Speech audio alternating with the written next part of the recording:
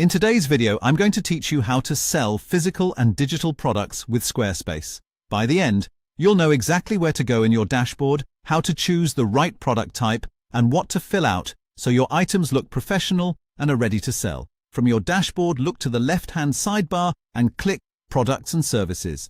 Then select Products. This brings you to your product list, where you'll see everything you've already created. It's a helpful place to organize your catalog, search for items, and quickly spot which ones are active or still in draft. To add something new, click Add Product in the top right. Squarespace will first ask you to choose a product type, physical or digital. Choose physical for anything that ships to a customer, like apparel, prints, or accessories. Choose digital when you're delivering a file, such as an ebook, a template, a music track, or a course PDF. Picking the right type here tailors the settings you'll see next. Now continue with the product creation process. Start with a clear product name and a concise, benefit-focused description. Add high-quality images or a short video to showcase the item from multiple angles or give a quick preview. Set your price, and if you're running a promotion, add a sale price so customers can see the discount. If you manage stock, add a SKU and enable inventory tracking to avoid overselling.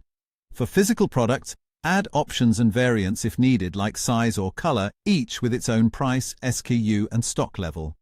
Enter weight and dimensions so shipping rates can calculate accurately. If you use custom shipping rules, make sure they're set up in your shipping settings so this product follows the right rates at checkout. For digital products, upload the file customers will receive after purchase. Common formats include PDF, zip, MP3, or MP4. You can set download limits or access duration to control delivery.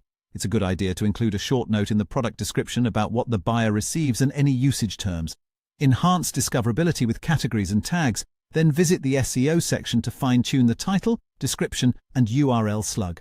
Choose the product's visibility. Keep it as draft while you polish, make it visible when you're ready to sell, or schedule it to go live at a specific time.